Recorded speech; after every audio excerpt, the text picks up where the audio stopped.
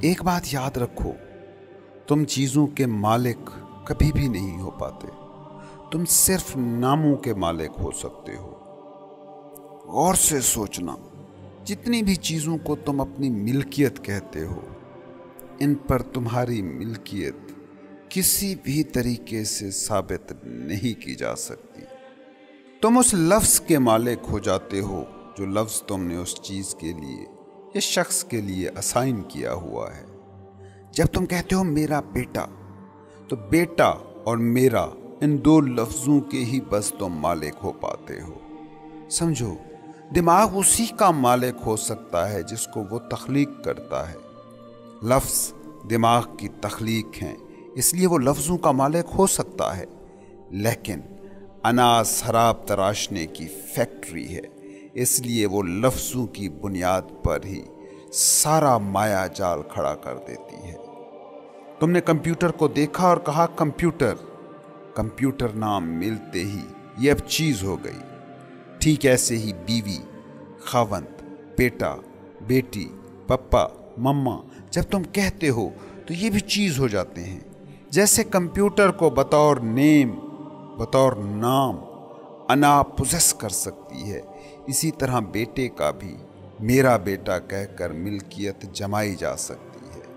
لیکن ایک بات کو سمجھنا کہ تمہاری فزیکل ملکیت کسی بھی چیز کی نہیں ہوتی، بس نام تمہاری ملکیت میں ہے۔ کل کو یہی چیز جیسا رویہ رکھنے والا بیٹا بڑا ہو جائے گا، نافرمان نکل آئے گا، بات نہیں مانے گا، تو کہاں ہوگی ملکیت؟ سمجھو، جو بھی زندہ ہے وہ کبھی ایک سا رویہ نہیں دکھا سکتا۔ جس میں بھی کانشیسنس ہے وہ چیز میں نہیں ڈھالا جا سکتا۔ اس لیے تو تم صدیوں سے رول بنا رہے ہو، دستور ڈھال رہے ہو، قاعدے بنا رہے ہو، پھر بھی چیختے رہتے ہو شاگرد نافرمان ہو گئے ہیں، اولاد باغی ہو گئی ہے، سماج انارکک ہو گیا ہے۔ تم جتنے زیادہ اصول قاعدے بنا کر زندگیوں کو چیزوں میں ڈھالنے کی سکیمیں بناؤ گے، ریئیکشن بھی اتنا ہی اسٹرانگ ہوگا۔ اور تم ہی نہیں، ہر دور میں یہی کیا گیا ہے۔ ہر دور کے استاد شکوہ کرتے رہے ہیں کہ اب شاگرد پہلے جیسے فرما بردار نہیں رہے، اب اولاد پہلے جیسی مطیع نہیں رہی۔ کوئی بھی دور ایسا نہیں آیا جب یہ شکوہ نہ کیا گیا ہو۔ تم کبھی اپنی روایات کو معروضی انداز سے پرکھنے کی کوشش تو کرو۔ اس میں ہمیشہ دو فریق ملیں گے، ایک کمزور، ایک طاقتور، ایک اطاعت کرنے والا، ایک اطاعت وصول کرنے والا، ایک کے حقوق، ایک کے فرائض۔ اولاد، ماں باپ، استاد، شاگرد، پیر، مرید، مقتدی، امام، عوام، حکمران، ساری روایتیں طاقتوروں کو تحفظ دیں گی اور کمزوروں سے اطاعت مانگیں گی۔ ساری روایتیں لوگوں کو چیزوں جیسا بنا کر ان کا پیار، ان کی اطاعت، ان کی تابعداری پانا چاہتی ہیں، مگر کبھی یہ روایتیں کامیاب نہیں ہوئی ہیں۔ اس لیے ہمیشہ یہ شکوے گلے جاری رہتے ہیں۔ اس بات کو جب تک سمجھا نہیں جائے گا کہ بیٹے کی، شاگرد کی، رعایا کی ملکیت ہو سکتی ہے، بالکل ویسے ہی جیسے کمپیوٹر کی، کرسی کی، پیانو کی ملکیت ہو سکتی ہے، مگر زندگی کی ملکیت کبھی نہیں ہو سکتی۔ تم بچوں کو جننے والے ضرور ہو، مگر ان کی زندگی کے مالک نہیں ہو۔ یہ تمہیں وہم ہو گیا ہے کہ تم کسی کے مالک ہو سکتے ہو، اور اگر تم کسی کے مالک ہو جاؤ گے تو جان لینا وہ زندہ چیز نہیں ہے، پھر وہ کمپیوٹر، کرسی، پیانو میں ڈھل گئی ہے۔ بلکہ حقیقت تو اس سے بھی آگے سفر کرتی ہے۔ زندگی کی ملکیت نہیں ہو سکتی، اور میٹر کی، مادے کی بھی ملکیت نہیں ہو سکتی۔ میرا مکان، میرا کمپیوٹر، میری کرسی، میری گاڑی، غور سے دیکھنا، یہ بھی میری چیزیں نہیں ہیں۔ سوچو، تم نہیں تھے تب بھی یہ مکان تھا، چاہے اس شکل میں نہ صحیح، مگر میٹر کی شکل میں تو تھا ہی۔ اور آپ نہیں ہوں گے تو بھی یہ مکان رہے گا، اور جسے تم میرا بیٹا، میری بیٹی، میرا خاوند، میری بیوی کہتے ہو، اس پر بھی تمہاری ملکیت کی نیچر کو غور سے دیکھنا۔ क्या उसमें दौड़ रही जिंदगी तुम्हारी इजाज़त से दौड़ रही है जो तुम उसके मालिक बन गए हो? क्या उसका दिल तुम्हारी इजाज़त से धड़क रहा है? क्या उसकी सांसें तुमसे पूछकर चल रही हैं? और कल को इनमें से कोई मर रहा होगा तो तुम्हारी इजाज़त से वो सांस रुकेगी? नहीं, मिल्कियत के लफ्ज़ हैं तुम्हारे पास। कोई भी चीज़ तुम्हारी मिल्कियत असल में है ही नहीं। कभी कोई अपने मरते बेटे को ये कह सकता है कि तू बड़ा नाफरमान है, मेरी इजाज़त के बगैर मरने लगा है? तो जिसकी सांस तुम्हारी मिल्कियत नहीं, उसको बतौर नाम तो तुम अपनी मिल्कियत कह सकते हो, मगर वो हकीकत में तुम्हारी मिल्कियत नहीं हो सकता। याद रखो, नेचर किसी की भी मिल्कियत को नहीं मानती, और चीज़ें कि जिनकी मिल्कियत का धोखा ज़्यादा गहरा होता है वो भी हमारी मिल्कियत को नहीं मानती हैं। मेरा कंप्यूटर मेरा कैसे हुआ जब इसके लूहे को जंग मेरी इजाज़त के बगैर खाए जा रहा है? मेरा मकान कैसा मेरा मकान अगर उसके खंडर बनने का सफ़र मेरे कंट्रोल में नहीं? मिल्कियत शराब है, लेकिन अना नामों के ज़रिए इस एहसास कमतरी को पूरा करती है। नाम के साथ तुम किसी भी पीस ऑफ लाइफ को चीज़ बनाते हो, और जहाँ भी चीज़ होगी उसकी मिल्कियत का तसव्वुर ज़रूर होगा। शाख का एक सिरा है चीज़ और दूसरा सिरा है मिल्कियत। जहाँ भी मिल्कियत होगी चीज़ होगी। जहाँ किसी ने कहा मेरा या मेरी, वहाँ मिल्कियत तख्लीक हो गई, और इसी मिल्कियत से जुड़े हुए हैं तुम्हारे सारे दुख, तुम्हारे सारे सुख। किसी का बच्चा रो रहा है तो सर में दर्द हो रहा है, मेरा बेटा रोया तो दिल में दर्द उठा। किसी का मकान गिरा तो परवाह ही नहीं, मेरा मकान गिरा तो दिल टूट गया। किसी का बिजनेस डूब गया, किसी की नौकरी छूट गई, किसी की बीवी ने नाफरमानी की, किसी की औलाद नाफरमान हो गई। कुछ भी नहीं होता, मगर इन्हीं सभी चीज़ों के साथ मेरा या मेरी लगते ही तुम्हारे गम और खुशियाँ, कामयाबियाँ और नाकामियाँ तख्लीक हो गईं। आप किसी के घर के सामने बैठे हैं, कोई शख्स आता है और उस मकान को तोड़ने लगता है। तुम्हें कुछ भी तो नहीं होता, लेकिन तुम बैठे हो अपने घर के सामने और कोई आया और उस घर को तोड़ने लगा। अब क्या होता है? कैसे लड़ने मरने को तैयार हो जाते हो? किस लिए लड़ रहे हो? उस चीज़ के लिए। तो वो चीज़ तो तब भी वही चीज़ थी जब तुम दूसरे घर के सामने बैठे थे। नहीं, तुम चीज़ के लिए नहीं लड़ते, अपने दिमाग में मौजूद एक लफ्ज़ मेरा के लिए लड़ते हो। और सोचो कि जो मिल्कियतें तुम अपनी मान रहे हो, वो मिल्कियतें ही अगर शराब हैं तो उनसे जुड़े तुम्हारे दुख और तुम्हारी खुशियाँ, चाहे जितने भी पहाड़ जैसे दुख हों या अजीम तरीन खुशियाँ और कामयाबियाँ, वो शराब क्यों नहीं है? फ़कीर क्यों तुम्हारी खुशियों को और तुम्हारे दुखों दोनों को शराब कहता है? क्योंकि वो जानता है कि ये लफ्ज़ के शराबों से जुड़ी गैर हकीकतें हैं जिनका तुमसे, हकीकी तुमसे कोई लेना देना ही नहीं। किसी फ़कीर को गौर से देखना कि वो अमली ज़िंदगी के दुखों और सुखों को एक ख़ास शान से डील करता मिलेगा। फ़कीर इन दुखों, इन सुखों की दुनिया से अलग नहीं होता। वो समाज से कट कर जीने वाला इंसान नहीं होता। वो इस सब को जीता है, मगर जानता है कि ये दुख, ये सुख, ये मसले मेरे जहन पर, मेरी अना पर बीत रहे हैं, लेकिन मैं ये जहन, ये अना नहीं हूँ।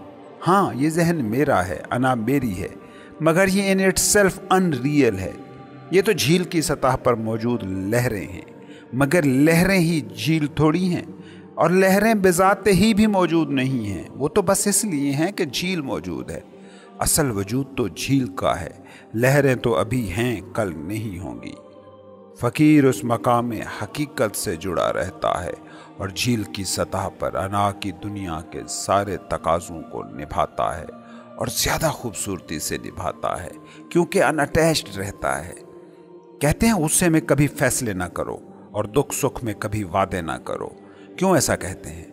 इसलिए कि गुस्से और दुख सुख का मतलब ये है कि आप किसी चीज़, किसी वाक़े, किसी सूरत हाल के साथ एक हो गए हैं, आइडेंटिफाइड हो गए हैं। आप नहीं रहे हो, آپ پوزیسڈ ہو چکے ہو، تو اس حال میں جو بھی وعدہ کرو گے، جو بھی فیصلہ کرو گے، وہ تمہارا فیصلہ ہوگا ہی نہیں۔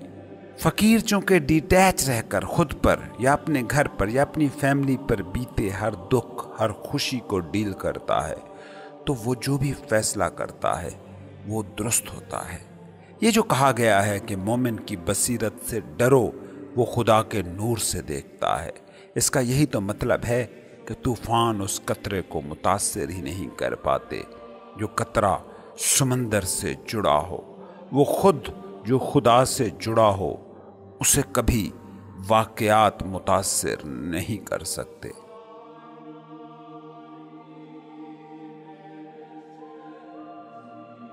ایک صوفی فقیر کے پاس ایک نوجوان مرید گیا اور کہا، مرشد سکون چاہیے۔ فقیر نے کہا، نہیں ملے گا، جو تمہیں چاہیے وہ کبھی نہیں ملے گا، جو تم چاہتے ہو وہ کبھی نہیں مل سکتا، کیونکہ جو تم چاہو، جو بھی تم چاہ سکتے ہو، اس کائنات کی جو عظیم سے عظیم شے ہے جس کو چاہا جا سکتا ہے، وہ بطور زندگی تمہیں حاصل ہے، اور جو حاصل ہے اس کو پانے جاؤ گے تو ہمیشہ اس سے دور ہی جاؤ گے۔ کسی تک جانا ہو تو چل کر جایا جا سکتا ہے، خود تک جانے کے لیے مگر چلو گے تو خود سے دور ہی پہنچو گے، خود سے دور ہی جاؤ گے۔ نوجوان مرید نے فقیر سے سنا تو کہا کہ ایسی مجھ میں کیا بات آپ کو نظر آ گئی کہ مجھے سکون کبھی نہیں ملے گا؟ فقیر نے کہا کہ جب تک تو چاہے گا کہ سکون چاہیے تب تک سکون نہیں ملے گا۔ اس خواہش کو ترک کر دو تو سکون تمہیں حاصل ہے ہی۔ بے سکونی خواہش سے جڑی ہے اور تم اسی خواہش سے بے سکونی کا علاج ڈھونڈ رہے ہو جس کی وجہ سے بے سکونی پیدا ہوئی ہے۔ فقیر نے اس نوجوان مرید کو کہا، ہم نے بھی بہت عرصے تک چاہ کی ہے سکون کی، اور آخر میں یہی جانا ہے کہ سب سے بڑی بے سکونی سکون کی چاہت میں چھپی ہوئی ہے۔ ایک اور فقیر کا قصہ ہے، سننے والا ہے بلکہ سمجھنے والا ہے۔ اس کے پاس ایک شخص آیا اور اس نے کہا، حضور سب چھوڑ آیا ہوں۔ فقیر نے اسے جواب میں کہا، مہربانی کر اسے بھی چھوڑا۔ وہ شخص بولا، لیکن میں نے سبھی کچھ ہی چھوڑ دیا ہے۔ فقیر کہتا ہے، اسے بھی چھوڑا، اتنا بھی بچانے کی کوئی ضرورت نہیں۔ فقیر کہنا چاہتا ہے کہ جو چھوڑ کر آیا ہے وہ تو ابھی بھی باقی ہے۔ یاد رکھو، کچھ ہونا چاہتے ہو تو کچھ بھی نہ رہو۔ جیسے ہی تم کچھ بھی نہ بچو گے تو تم سب ہو جاؤ گے۔ سمجھو، خواہش ہزار روپوں میں، ہزار بہروپوں میں حملہ کرتی ہے۔ خواہش انا کے سروائیول کا ٹول ہے۔ اگر تم بظاہر خواہشوں کو، صاف پکڑ میں آنے والی خواہشوں کو دبانا شروع کر دو گے تو خواہش مٹتی نہیں ہے، سٹلر ہو جاتی ہے، لطیف ہو جاتی ہے، ایسے روپ بھرتی جاتی ہے کہ جن کو تم پکڑ نہ سکو۔ کچھ نہ ہونے کا مطلب یہ نہیں ہے کہ تم جسم نہیں رہو گے۔ کچھ نہ ہونے کا یہ مطلب نہیں کہ تمہارا دماغ کام نہیں کرے گا۔ کچھ نہ ہونے کا یہ مطلب بھی نہیں کہ تم نوکری نہیں کرو گے۔ کچھ نہ ہونے کا یہ بھی مطلب نہیں کہ تم دکان پر نہیں بیٹھو گے۔ کچھ نہ ہونے کا یہ بھی معنی نہیں کہ تم فیکٹری نہ جاؤ گے۔ کچھ نہ ہونے کا مطلب بس اتنا سا ہے کہ جو بھی ہو اس پر راضی ہو جاؤ، حالات پر راضی ہو جاؤ، لوگ جیسے ہیں ان کے ویسا ہونے پر راضی ہو جاؤ، ملک جیسا ہے ملک کے ویسے ہونے پر راضی ہو جاؤ، یہ دنیا جیسی ہے اس دنیا کے ویسے ہونے پر راضی ہو جاؤ۔ یہ ہے سرنڈر، اور یہ ہے سرنڈر کا حقیقی مطلب۔ سرنڈر وہ حالت ہے کہ جس میں تم دل میں کچھ بھی بدلنے کی خواہش نہیں رکھتے۔ تم تجربہ کر کے دیکھ لو، فرض کرو تم بے سکون ہو، بے چین ہو، इस बेसकूनी को, इस बेचैनी को मुकम्मल तौर पर कबूल कर लो। इससे भागो मत, इससे लड़ो मत। तुम देखोगे कि इसी बेसकूनी से सुकून के झरने बह उठेंगे। ये दुनिया बहुत अनोखी है। नेचर के ढंग बड़े उलट पुलट हैं। पत्थरों से झरने बह पड़ते हैं, कांटों के बीचों बीच फूल खिल जाते हैं। तुम करके देखो सरेंडर, बेचैनी से चैन फूटेगा, बेआरामी से आराम बहेगा। सरेंडर का मतलब है मेरी कोई ख्वाहिश नहीं, मैं नेचर की बह रही जिंदगी के बहाव का साथी हूँ। मुझे कुछ भी नहीं बदलना।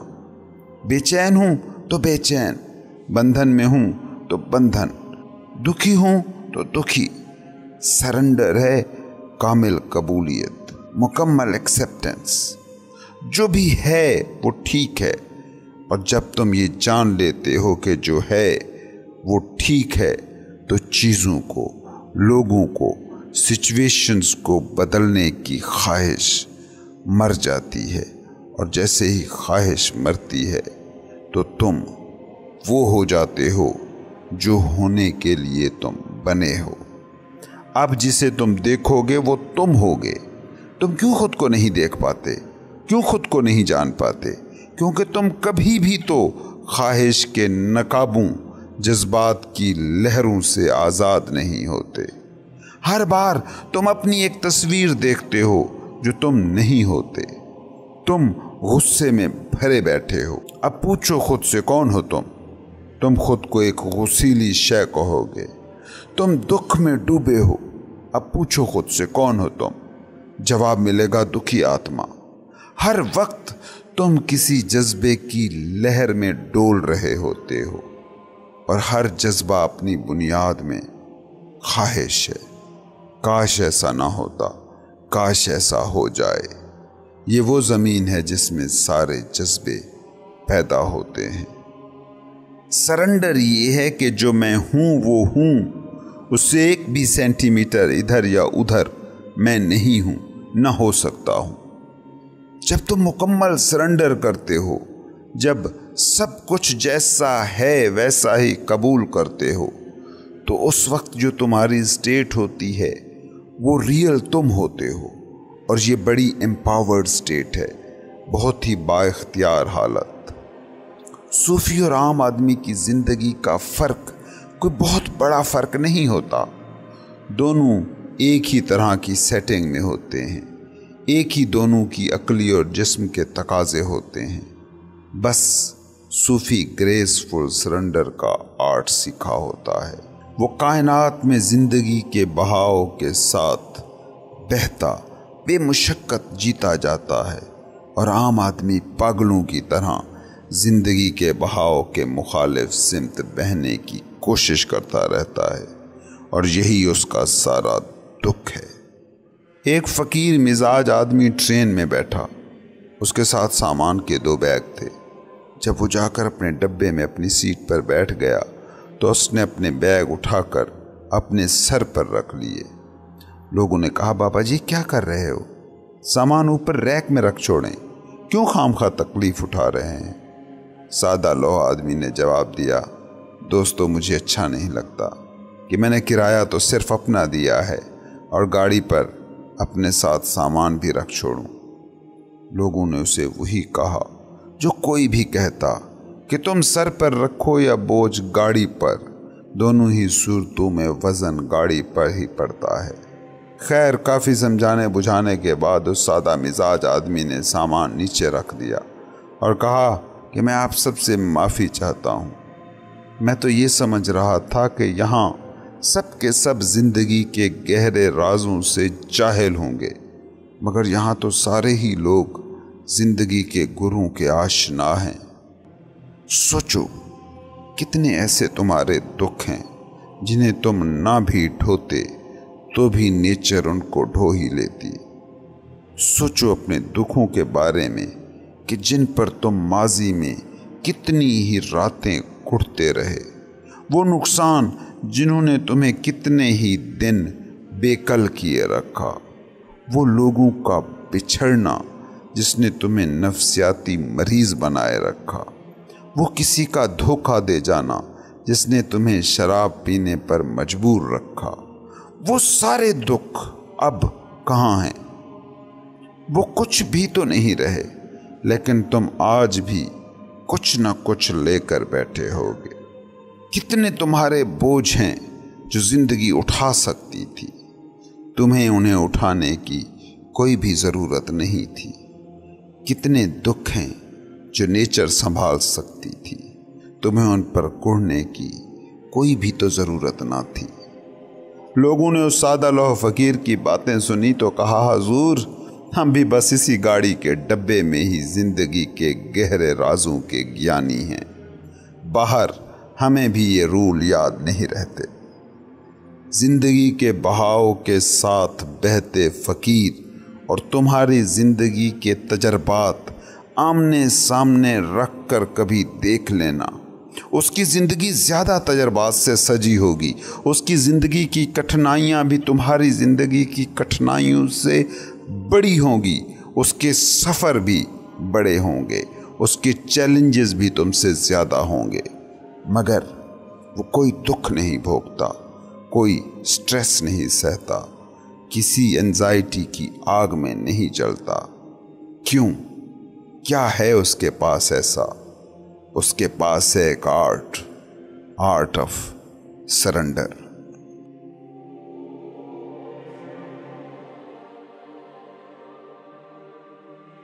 تم زندگی کی جھیل ہو، اور جھیل صرف سطح کا نام نہیں ہوتی۔ یہ تمہارا جسم، یہ تمہارے تھاٹس، یہ تمہارا مائنڈ صرف زندگی کی اس جھیل کی بس لہریں ہیں جو زندگی کے تم ہو۔ جسم اور ذہن کی ڈیلیوژنل ایگزسٹنس، سرابی وجود اگر تمہیں 24 گھنٹے اکوپائی کیے ہوئے ہے، اپنا اسیر بنائے ہوئے ہے، تو تم کامیابی کے جس بھی اونچے مقام پر براجمان ہو، تم خوش اور مطمئن نہیں ہو سکتے۔ کیا یہ حیرت کی بات نہیں کہ زندگی کی کتاب تمہیں دستیاب تھی، تمہارے ہاتھ میں تھی، وہ کتاب جس میں خدا سے خود تک کی ہر حکایت لکھی ہوئی تھی، مگر تم نے اپنی پوری عمر بتا دی اس کتاب کا صرف سر ورق دیکھتے ہوئے، اس کا ٹائٹل جانچتے ہوئے، اس کو کھول کر ہی نہ دیکھا۔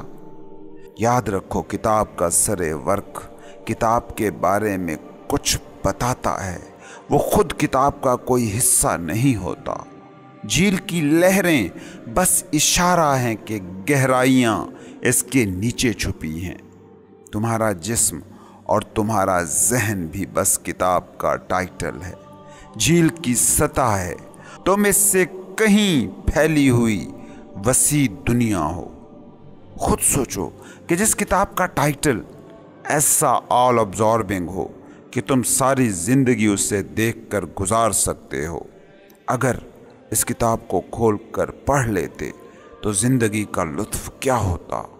سوچو، جب لہریں ایسی انگیجنگ ہیں کہ موت کے وقت تک ہمیں لہروں کے چنگل سے نہیں نکل پاتے، تو خود زندگی کی جھیل اور اس کی گہرائیاں کیا ہوتی۔ تم ایک پہیلی پیدا ہوئے اور ان بوجھے رہ گئے۔ سوچو، بوجھ لیے جاتے تو کیا تمہارا طرز ہستی ہوتا۔ ہاں، تمہاری زندگی کی کتاب کا سر ورق بڑا انٹرسٹنگ ہے۔ ہاں، تمہاری جھیل کی سطح پر اٹھ رہی لہریں بڑی تلاطم خیز ہیں، لیکن نہ یہ سر ورق تمہاری کتاب کا حصہ ہے، نہ یہ لہریں تمہاری زندگی کی جھیل کا حصہ ہیں۔ سر ورق کتاب سے جڑا ضرور ہے، کتاب کا سایہ ضرور ہے، اس سے چمٹا ضرور آتا ہے، لیکن وہ کتاب کا حصہ ہرگز بھی نہیں ہوتا۔ لہریں جھیل سے ایک نظر آ رہی ہیں، لیکن غور سے دیکھو، لہریں ہیں ہی نہیں۔ جھیل کے پانیوں میں ہو رہی حرکت کی ایک ناکامل عکاسی ہیں اور کچھ بھی نہیں۔ تم بھی جسم اور دماغ کی سطح پر بس اپنی ہی زندگی کی کتاب کے سر ورق ہو، اپنی ہی جھیل کی سطح پر نظر آ رہی لہریں ہو۔ سوچو، जब सरे वर्क ऐसा है तो किताब कैसी कोई इंटरेस्टिंग होगी। लहरें ऐसी हंगामा खेज हैं, झील की तहों में क्या क्या खजाने न छुपे होंगे, जो इंसान भी अपनी गहराइयों में उतरने पर तैयार नहीं, जो भी अपने ज़ाहिर के लिबादे के नीचे मौजूद वजूद को देखने पर तैयार नहीं, जो भी जिस्म और जहन से मावरा खुद को मानने पर तैयार नहीं, वो ज़िंदगी की किताब का कारी कहा ही नहीं जा सकता। तुम किताबें जमा करके बैठे हो, उन्हें खोल कर ना देखो तो क्या कहेंगे कि तुम जानते हो कि इस किताब में क्या है। बजा तुम्हारे पास ज़िंदगी की किताब है, लेकिन कभी इसे खोल कर पढ़ा है? तुम इस किताब के मालिक हो, इसके कारी नहीं हो। तुम इस किताब के मालकाना हकूक रखते हो, इस किताब का इल्म उससे तुम्हारा कोई ताल्लुक नहीं है। किताब की मिल्कियत किताब का मकसद कभी भी नहीं रही। किताब का मकसद होता है उसे पढ़ना। अपने अलमिये पर कभी गौर तो करो। तुम किताब को इस्तेमाल कर रहे हो, उसका सरे वर्क भी गल सड़ रहा है, ये तुम्हारे हाथों से फिसल रही है। कायनाती ताकतें इसको पुर्जा पुर्जा करने में हरदम महव हैं और तुम इस गारत गरी को रोक भी नहीं सकते। तो अल्लाह के बंदो, इस किताब को फटने और पुर्जा पुर्जा होने से पहले इसको पढ़ क्यों नहीं लेते? इसको खोल तो लो। सोचो, वो किताब जो याद कर ली जाए उसका फिर सरे वर्क क्या, खुद वर्क और लफ्ज़ लफ्ज़ तक मिट जाए, वो कोई मानी नहीं रखते। वो किताब फिर अमर हो जाती है। तुम जिंदगी की किताब को एक दफ़ा खोल कर आगे बढ़ सकते तो जान जाते कि तुम कभी भी नहीं मरते। ये सरे वर्क मरता है, वर्क मिटते हैं। वो अवेयरनेस, वो आगही, वो कॉन्शियसनेस, वो इल्म जो इस किताब में मौजूद है, वो कभी नहीं मरता। तुम्हारी मिसाल एक ऐसे शख्स की सी है जो किसी दोस्त को मिलने गया, उसे देखा, उसे छुआ और वापस आ गया और कहा कि फलां शख्स को मिल आया हूँ। क्या कहोगे? क्या वो उस शख्स से मिल आया है? ना तो पूछा उसका हाल, ना तो जानी उसकी कैफियत, ना तो समझे उसके दुख, ना तो बांटे उसके सुख। कैसे वो उसे मिल आया? तुम अगर ज़िंदगी को बस माइंड और जिस्म तक ही देख आते हो तो तुम ज़िंदगी नामी उस दोस्त से कभी नहीं मिले हो। तुमने उसे छुआ है। कोई भी किताब को छू सकता है, मगर क्या छू लेने से वो उस किताब का आलिम बन जाएगा? क्या छू लेने से किताब पढ़ ली जाती है? ये नामुमकिन है। याद रखो, किताब तुम्हें जब छूती है तो तुम नहीं रहते और न किताब रहती है। किताब का इल्म तुम में ऐड हो जाता है और किताब का वजूद गैर ज़रूरी हो जाता है।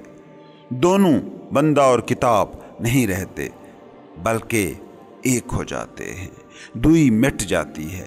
मेंटल स्ट्रक्चर्स और फिजिकल फॉर्म से मावरा ज़िंदगी को कभी तुम छुओ तो बैठकर ज़िंदगी को फिर डिफाइन नहीं करते फिरोगे। फिर तुम लोगों को बायोलॉजिस्टों की तरह बताते ना फिरोगे कि ज़िंदगी क्या है। फिर तुम माहिरीन नफ्सियात की तरह डिफाइन न करते फिरोगे कि ज़िंदगी क्या है। फिर कोई तुमसे पूछेगा कि ज़िंदगी क्या है तो तुम्हें कुछ बोलना ही नहीं पड़ेगा। तुम खुद ज़िंदगी की डेफिनेशन हो जाओगे। देखते हो नबियों को, सूफियों को, फ़कीरों की ज़िंदगियों को। ये लोग ज़िंदगी की डेफिनेशंस नहीं देते थे, ये खुद ज़िंदगी थे। ये बज़बान खुद कह रहे होते थे, ज़िंदगी पूछते हो हमें देख लो। तुम्हें पता है कि तुम मौत से क्यों डरते हो? क्योंकि किताबे ज़िंदगी को संभाले बैठे ये सोच रहे हो कि ये फट ना जाए। ओ भाई, जितना भी संभाल लो ये फट कर रहेगी। तुम मर कर रहोगे, जितने भी साल जी लो तुम मिटने वाले ही हो। तुम इस खौफ से मावरा हो सकते हो अगर इस संभाली गई किताब में मौजूद इल्म को हासिल कर लो। इस किताब में मौजूद इल्म को जानते ही तुम इस किताब की हिफाजत के बोझ से आज़ाद हो जाओगे।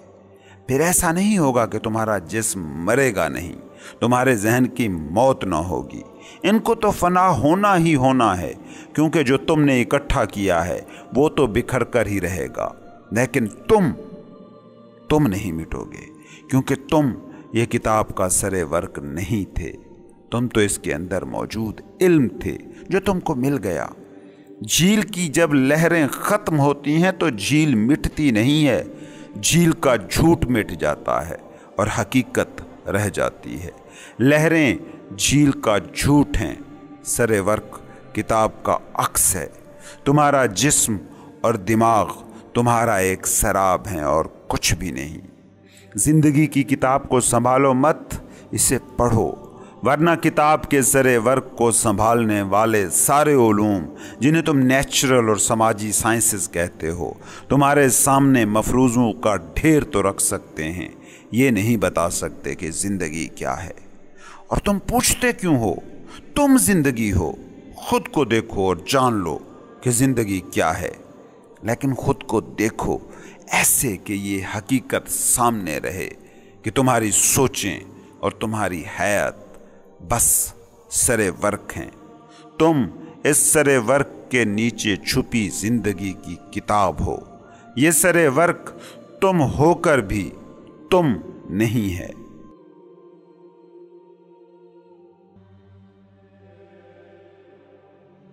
सूफी जिस रूहानी बेदारी की बात करता है वो कोई एक्ट नहीं है, वो कोई थॉट प्रोसेस नहीं है, बल्कि वो सिरे से कोई प्रोसेस ही नहीं है। रूहानी बेदारी का बस एक ही मतलब है कि जो करो जागते हुए करो, शऊर की हालत में करो, अपने हर एक्शन, अपने हर थॉट के गवाह रहो, हाजिर रहो और देखते रहो कि इस वक्त जिस्म ये कर रहा है। मौजूद रहो और देखते रहो कि इस वक्त दिमाग ये सोच रहा है। ये जो हाजिर है, ये जो मौजूद है, जो जिस्म और माइंड की हर सरगर्मी को देख रहा है, ये जो अलर्ट प्रेजेंस है, ये जो होशियार बाश कॉन्शियसनेस है, यही बेदार रूह है, यही इनलाइटनमेंट है।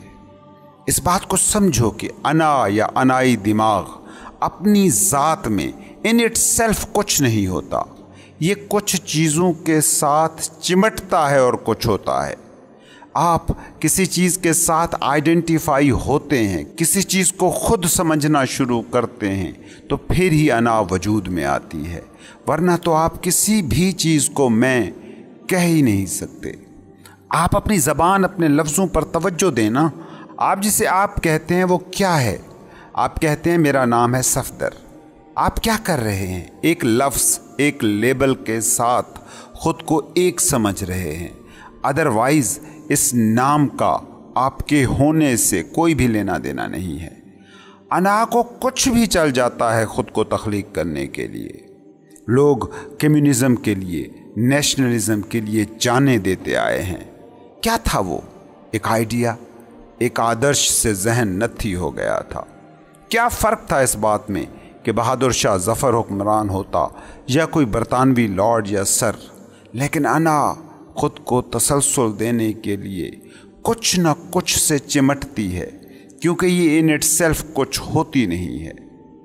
इसको यूं समझें कि ये एक भूत है, और भूत को मैनिफेस्टेशन के लिए ह्यूमन बॉडी तो दरकार होती ही है। यही भूत इस वक्त इंसान को कब्ज़े में लिए हुए है। ये अनाओं की जंग का ज़माना है, इसलिए तो इतनी सहूलतें हैं, इतनी इजादें हैं, ज़िंदगी को सुख और आसान कर देने वाली इतनी दरियाफ्तें हो रही हैं, मगर इंसान की ज़िंदगी है कि मुश्किल और मुश्किल ही होती जा रही है। अना की नेचर है, वो चीज़ों के साथ, आइडियाज़ के साथ, सिचुएशंस के साथ एक हो जाती है और इसी को आपकी शनाख्त बना देती है। आप जिस आइडेंटिफिकेशन से शिद्दत से चिमटते हैं, उतना ही अना स्ट्रांग होती जाती है। आपने कभी नोट किया कि फ़ौजियों के बच्चे ज़्यादा नेशनलिस्ट होते हैं, मौलवियों के बच्चे ज़्यादा मजहबी शिद्दत पसंद होते हैं, फ़लसफियों के बच्चे ज़्यादा आर्गुमेंटेटिव होते हैं? क्यों? क्योंकि अनाई दिमाग के पास जो भी कुछ दस्तयाब होता है वो उसी से चिमट जाता है और उसी को मैं में ढाल देता है। एक मिसाल को समझने की कोशिश करें। कोई इंसान है, बहुत ही गरीब है, अचानक उसकी लॉटरी निकल आती है, करोड़ों रुपए की। अब उसकी मैं की नेचर में जो तब्दीलियां आएंगी वो आप तसव्वुर कर सकते हैं। कल तक जिस खोखे से सिगरेट लेना मामूल की बात थी, आज वहाँ रुकना तौहीन महसूस होगी। कल तक जिन दोस्तों के साथ बैठकर ताश खेलना ओके था, आज वो बेमसरफ और खिलाफ शान एक्ट हो जाएगा। देख रहे हैं आप कि अना कैसे बाहरी चीज़ों से जुड़कर उनको आप में ऐड कर रही है। यही कुछ क्लासरूम्स में हो रहा है। एक बच्चा अच्छे मार्क्स ले रहा है, एक बच्चे के मार्क्स कम आ रहे हैं। वो जहानत के लेबल से चिमट रहा है और वो गबी का लेबल खुद पर लगा रहा है।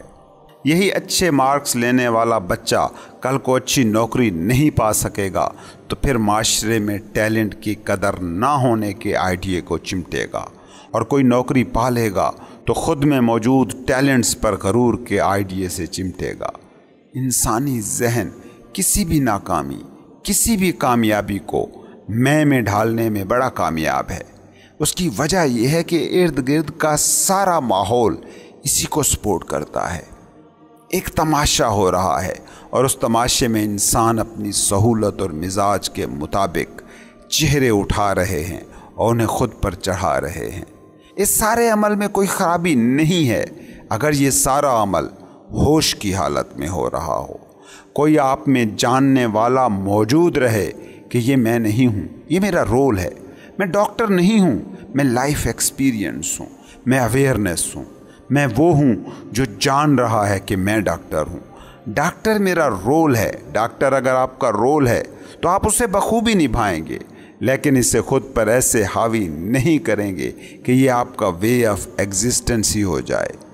अना का बुनियादी तरीन काम बस यही है कि वो उस देखने वाले को, उस विटनेस को, उस शाहिद को, उस गवाह को, उस कॉन्शियस प्रेजेंस को ज़ेरे नकाब रखना चाहती है। क्योंकि अगर ये विटनेस मौजूद है तो फिर अना हो ही नहीं सकती। अना को आपकी हस्ती पर कंट्रोल मिल ही नहीं सकता। फिर आप गरीब होकर एक तरह से और अमीर होकर दूसरी तरह से बिहेव नहीं कर सकेंगे। इसलिए अना इतना शोर क्रिएट करती है, इतने थॉट्स पैदा करती है, इतनी मंजिलें, मकासद और अहदाफ आपके इर्द गिर्द बखेर देती है कि आपकी मुकम्मल तवज्जो अपनी तरफ ले जाती है, और आप वही हैं जिस तरफ आपका फोकस है। ये फोकस अगर बाहरी चीज़ों से अंदर की तरफ हो जाए तो फिर सारी चीज़ें खुद ब खुद दुरुस्त हो जाती हैं। याद रखना, बाहर की तरफ हर फोकस गलत है, चाहे वो जैसा भी आला और शानदार क्यों ना नज़र आ रहा हो, क्योंकि बाहर की तरफ फोकस का मतलब ही एक है कि अना आपको कंट्रोल कर रही है। कुछ भी इस वक्त आप फील कर रहे हैं, बहुत गुस्सा है, बहुत नफ़रत है, बहुत लालच है, एक मिनट के लिए रुकें और देखें कि क्यों आप गुस्से में हैं, नफ़रत में हैं, लालच में हैं। जैसे ही आप इन हालतों से, इन हालतों की वजूहात की तरफ देखना शुरू करेंगे, आप अना से बीइंग की तरफ शिफ्ट कर जाएंगे। क्योंकि जो हालत है, जो फीलिंग्स हैं, जो थॉट्स हैं, उनका ताल्लुक़ बाहर से है, लेकिन इन फीलिंग्स, इस हालत की वजूहात आपके अंदर हैं। वजूहात की तरफ जो ही फोकस जाएगा तो आप इस हालत से एक नहीं होंगे। इसको समझने की कोशिश करें कि एक ही ट्रैफिक जैम में 10 लोग फंसे हों, 9 को गुस्सा आ रहा हो, एक पुरसुकून बैठा हो। इसका क्या मतलब हुआ? इसका मतलब ये हुआ कि गुस्से की वजह ट्रैफिक का जैम होना नहीं है, बल्कि गुस्से की वजह वो शख्स है जो ट्रैफिक जैम से गुस्सा निकाल रहा है। एक जगह पर 10 लोग बैठे हैं और शोर मचा हुआ है। 9 लोग इस शोर से डिस्टर्ब हो रहे हैं और एक इंसान इस शोर से डिस्टर्ब नहीं हो रहा। वजह क्या है? 9 लोग बाहरी शोर से जुड़ गए हैं और एक शख्स बातनी सुकून से जुड़ा है। झील में जितनी भी लहरें हों, झील की तह हमेशा साकित होती है, हमेशा पुरसुकून होती है। वही झील अपने बातिन में भी बेकरार हो सकती है कि जो झील की सतह पर मौजूद लहरों से खुद को एक समझ ले। फोकस अंदर की तरफ शिफ्ट हो जाए तो बाहरी वाक़यात मुतासिर करना छोड़ देते हैं। बाहर इसके बाद फिर सिचुएशंस रह जाती हैं, और सिचुएशंस सिर्फ एक ही मुतालबा करती हैं कि उन्हें डील किया जाए। बाहरी फोकस से रॉन्ग फोकस, क्योंकि आपने अपना सारा इख्तियार बाहरी अवामिल को दे दिया है। अब बाहरी अवामिल तय करेंगे कि आप खुश रहेंगे या नाखुश, आप पुरसकून रहेंगे या बेचैन। नौकरी तय करेगी कि आप खुशहाल हैं या बदहाल।